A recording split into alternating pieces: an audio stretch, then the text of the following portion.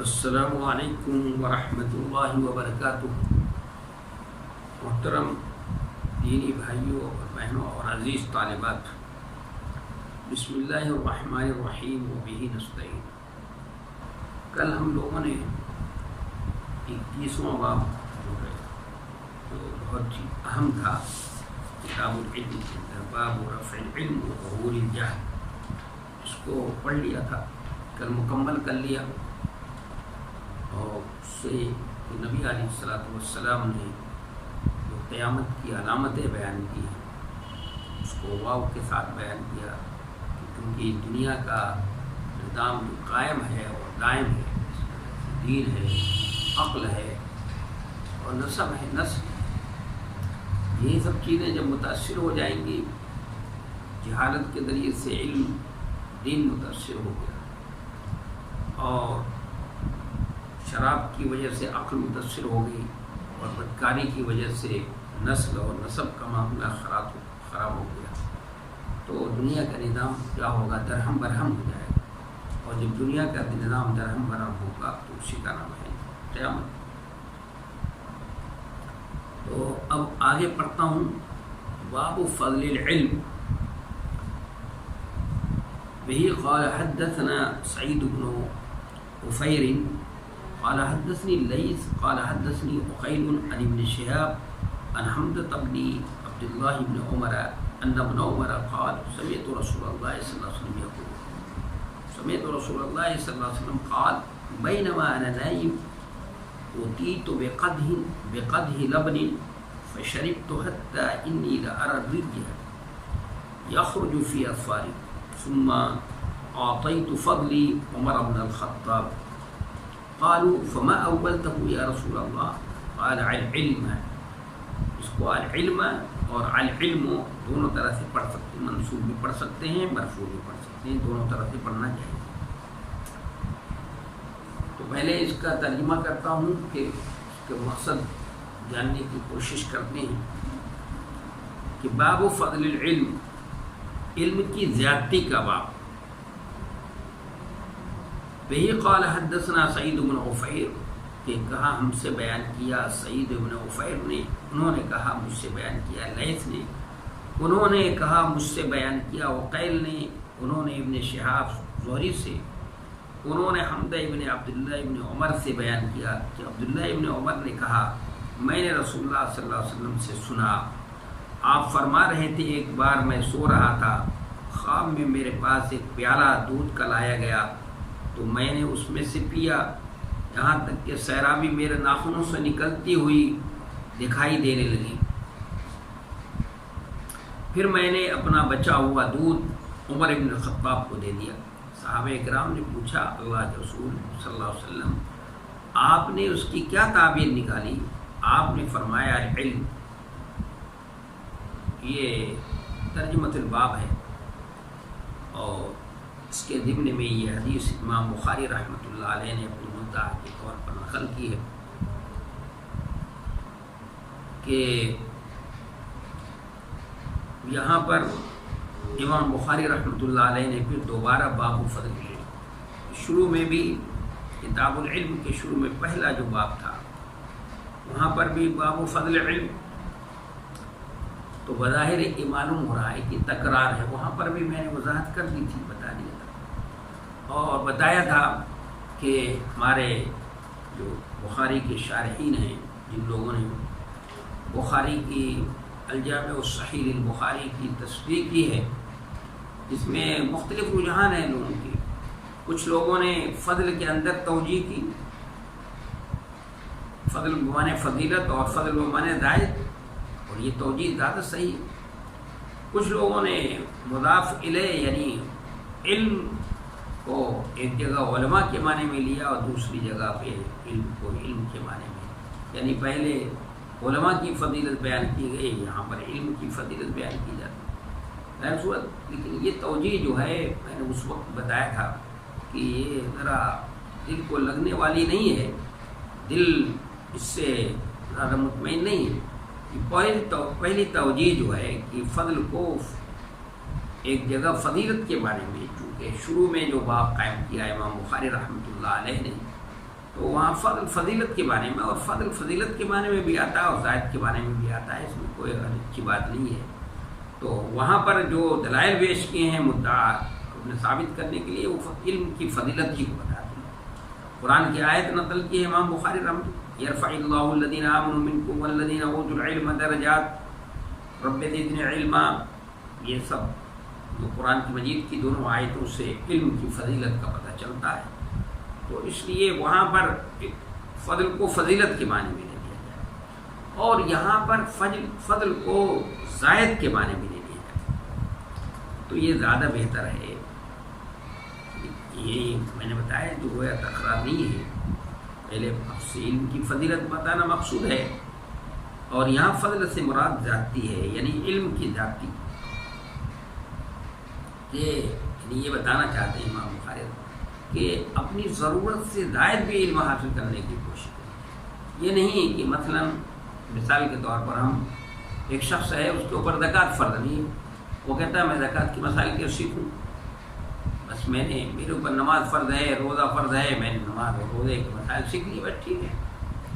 ایک خاتون ہے، وہ کہتی ہے میں جنازے کی نماز میں تو شریک نہیں ہوتی، نہ جنازے کی نماز یہ پڑھنی ہے، تو میں جنازے کے مسائل میں کیوں سیکھوں؟ نہیں سیکھیے، آپ اس لیے سیکھیے تاکہ دوسروں کو بتا سکیں۔ یا ایک شخص ہے تجارت نہیں کرتا، خرید و فروخت نہیں کرتا، وہ کہتا ہے میں خرید و فروخت کے کاروبار کے اصول اور ضابطے، اسلامی اصول اور ضابطے کیوں سیکھوں بھائی، معلوم کروں کہ اسلام کا کاروباری ضابطہ یہ ہے، اسلام کا اس سلسلے میں اصول یہ ہے اور ضابطہ۔ خاتون ہے، کاروبار نہیں کرتی ہے، تجارت نہیں ہے اس کا معاملہ، گھر کے رہنے والی ہے، گھر گرہستی کا کام کرتی ہے، وہ کہتی ہے مجھے کیا ضرورت ہے کہ معاملات کو سیکھوں، اور نہیں، آپ سیکھیے، معلوم کیجیے، پڑھیے، اپنی ضرورت سے زائد علموں کو بھی حاصل کیجیے، اور اس کے لیے اگر کوشش بھی کرنی پڑے، سفر بھی کرنا پڑے تو سفر بھی کرنا چاہیے۔ دیکھیے حضرت موسیٰ علیہ السلام نے زائد علم حاصل کرنے کے لیے سفر کیا تھا، اور سمندر کا سفر بھی کیا ہے، خشکی کا سفر بھی کیا ہے، کیونکہ جو ضرورت تھی، ان کی ضرورت کا علم ان کے پاس تھا۔ اللہ نے جو ذمہ داری عائد کی تھی، اس ذمہ داری کو ادا کرنے کے لیے ان کے پاس جس علم کی ضرورت تھی وہ علم ان کے پاس تھا، لیکن ان کو معلوم ہوا کہ ایک شخص ان سے بھی زیادہ جاننے والا ہے، تو اس علم کو حاصل کرنے کے لیے، ضرورت سے زائد علم حاصل کرنے کے لیے بھی انہوں نے سفر کیا۔ تو امام بخاری رحمۃ اللہ علیہ یہ ترجمۃ الباب قائم کر کے یہی بتانا چاہتے ہیں کہ علم، ضرورت سے زیادہ علم کو بھی حاصل کرنے کی، اپنی ضرورت سے زائد علم کو بھی حاصل کرنے کے لیے کیا کرنی چاہیے، کوشش کرنی۔ اس میں جو حدیث نقل کی ہے کہ عبداللہ ابن عمر رضی اللہ تعالیٰ عنہ، جو مشہور صحابی ہیں، بہت بڑے متبع سنت تھے، نبی علیہ السلام کی ایک ایک سنتوں کا اہتمام کرتے تھے، وہ کہتے ہیں نبی صلی اللہ علیہ وسلم کا ایک خواب کا تذکرہ کرتے ہیں، نبی صلی اللہ علیہ وسلم کو فرماتے ہوئے سنا کہ بین انا نائم اوتیت بقدح لبن، کہ نبی علیہ السلام یہ فرما رہے ہیں کہ اس وقت کی بات ہے کہ میں سو رہا تھا کہ خواب میں میرے پاس ایک دودھ کا پیالہ لایا گیا، تو میں نے اس میں سے پیا، یہاں تک کہ سیرابی میرے ناخنوں سے نکلتی ہوئی دکھائی دے رہی۔ آپ صلی اللہ علیہ وسلم انی لأری الریح یخرج من اظفاری، یہ باب کی مناسبت جو ہے اسی جملے سے ہے، اس لیے کہ ناخن کے راستے دودھ کی تری کا نکلنا دودھ کی ذاتی کی تری اس کی ناخن کے راستے سے بھی ظاہر ہو رہی ہے، اس کا مطلب دودھ آپ نے ضرورت سے زیادہ پی لیا، اس کی دلیل ہے، اور دودھ سے مراد علم ہے، اس لیے علم کی ذاتی ثابت ہوئی۔ اور اگر فضل کو سے فضیلت مراد لیں تو ثم اعطیت فضلی سے باب ثابت کیا جا سکتا ہے، وہ اس طرح کہ علم آپ کا فضلہ بقیہ ہے، اور آپ کا فضلہ ہونا علم کی فضیلت کے لیے کافی ہے، تو چیزیں آپ کا فضلہ ہی ہے، تو یہ اس کے علم کی فضیلت کے لیے کافی چیز تھی۔ تو اس طرح امام بخاری رحمۃ اللہ علیہ نے یہاں نے مدعا کو ثابت کرنے کے لیے نبی علیہ الصلوۃ والسلام کا خواب نقل کیا ہے کہ نبی صلی اللہ علیہ وسلم نے فرمایا کہ میں سو رہا تھا کہ خواب میں میرے پاس ایک پیالہ دودھ کا پیالہ لائے گا، تو میں نے اس میں سے پیا یہاں تک کہ سیرابی میرے ناخنوں سے نکلی دکھائی دے رہی. پھر میں نے اپنا بچا ہوا دودھ عمر بن خطاب کو دے دیا. اس سے حضرت عمر بن خطاب رضی اللہ تعالیٰ عنہ کے مناقب اور ان کی فضیلت کا تذکرہ بھی ہوتا ہے. اس لیے ان کے مناقب میں بھی اس حدیث کو امام بخاری رحمۃ اللہ علیہ نے نقل کیا ہے. لیکن اس سے یہ نہیں سمجھنا چاہیے کسی کو کہ حضرت عمر فاروق رضی اللہ تعالیٰ عنہ کا مقام و مرتبہ سب سے بڑا اونچا ہے، امت میں مقام سب سے اونچا نہیں. یہ اگر یہ حدیث ان کی فضیلت کو بتاتی ہے، اس سے ان کے علم اور فضل کا اندازہ ہوتا ہے. تو حضرت ابوبکر صدیق رضی اللہ تعالیٰ عنہ کے فضائل اس سے کہیں زیادہ ہے. اس لیے امت کا اتفاق ہے اس بات کے اوپر کہ نبی علیہ الصلوۃ والسلام کے بعد امت میں مقام و مرتبہ سب سے اونچا حضرت ابوبکر صدیق رضی اللہ تعالیٰ عنہ.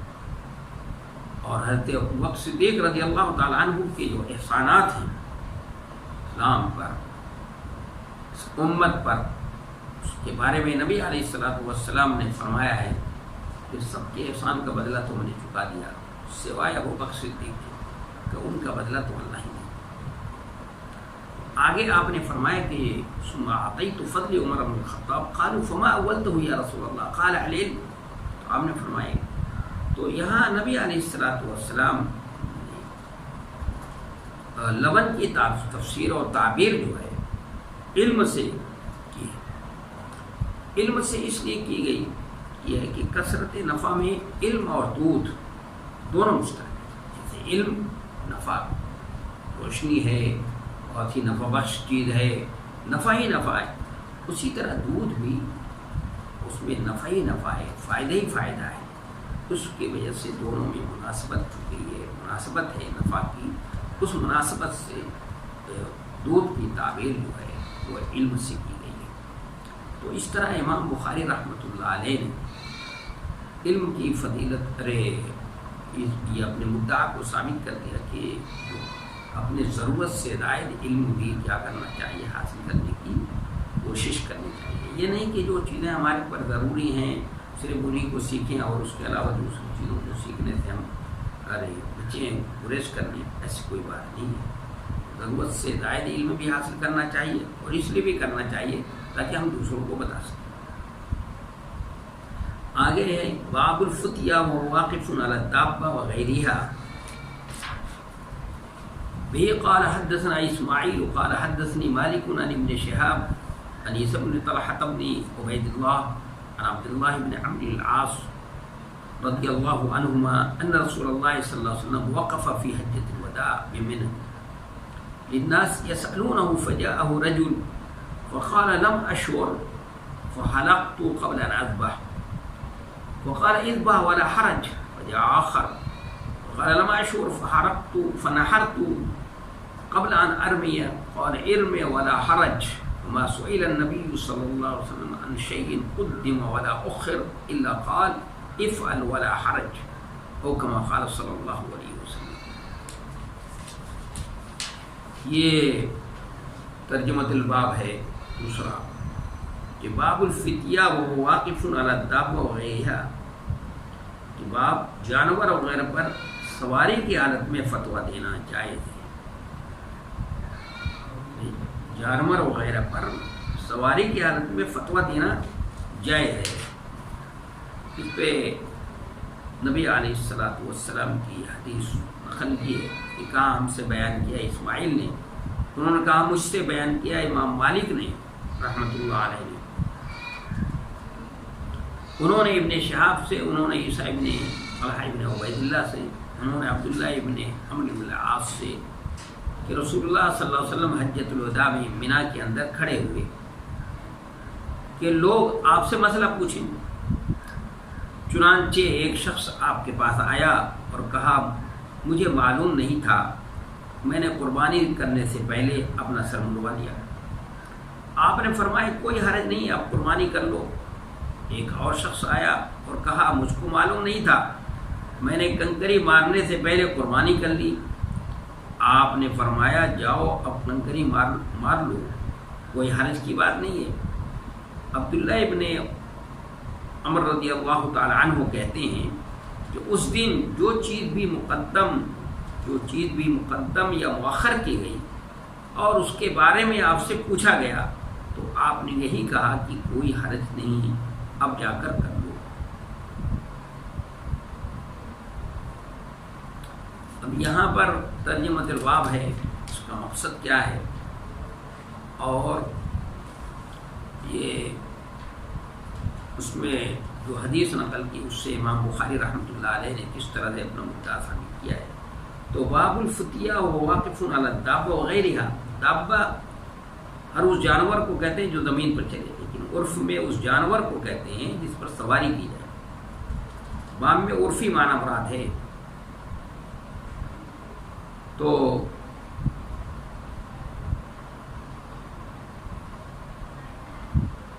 جائز ترجمہ جو ہے دیکھیے للناس یسألونہ، کیا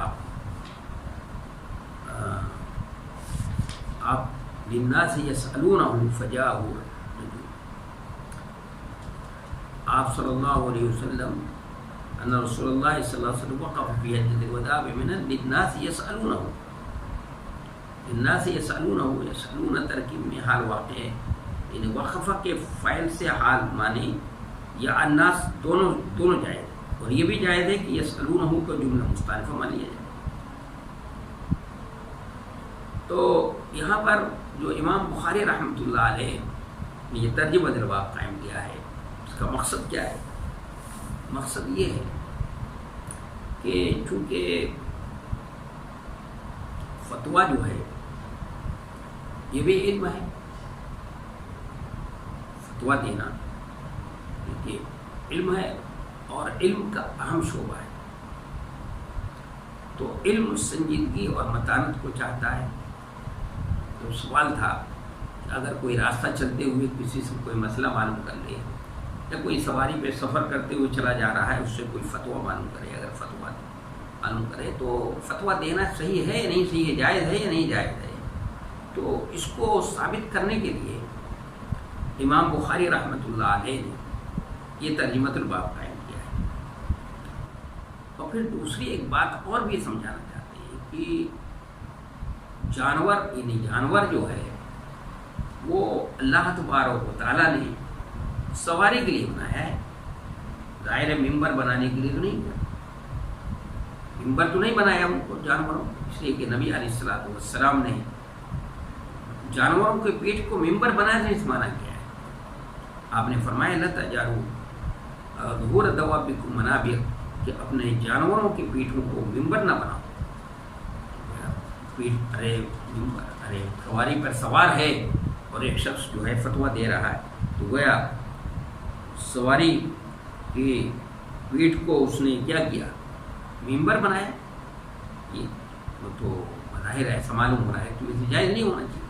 تو یہ بات قائم کر کے امام بخاری رحمۃ اللہ علیہ یہ ثابت کرنا چاہتے ہیں کہ نہیں، اس کوئی بات نہیں ہے، ویسے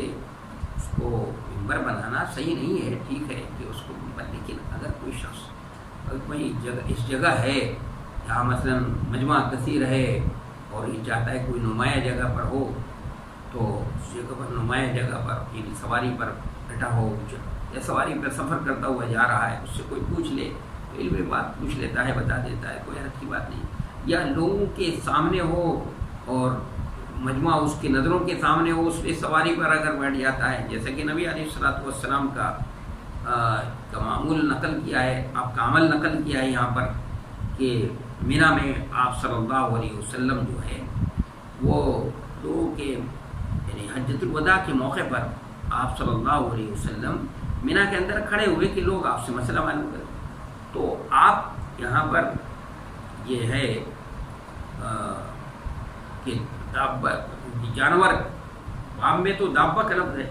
لیکن حدیث میں اس کا ذکر نہیں ہے، لہذا مناسبت معلوم کرنے کے لیے اس حدیث کی دوسری سند کو دیکھیں۔ چنانچہ کتاب الحج میں یہی حدیث امام بخاری نے ذکر کی ہے، تو وہاں الفاظ اس طرح ہیں کہ کان علی ناقتہ، کہ امام بخاری رحمۃ اللہ علیہ اکثر ایسا کرتے ہیں کہ باب کے تحت جو حدیث ذکر کرتے ہیں اس سے بظاہر مطابقت نہیں ہوتی، لیکن اسی حدیث کے دوسرے طریق میں ایسے الفاظ ہوتے ہیں کہ جن سے مطابقت ہو جاتی ہے، تو امام بخاری دوسری طریق کی طرف متوجہ کر دیتے ہیں کہ وہاں دیکھ لو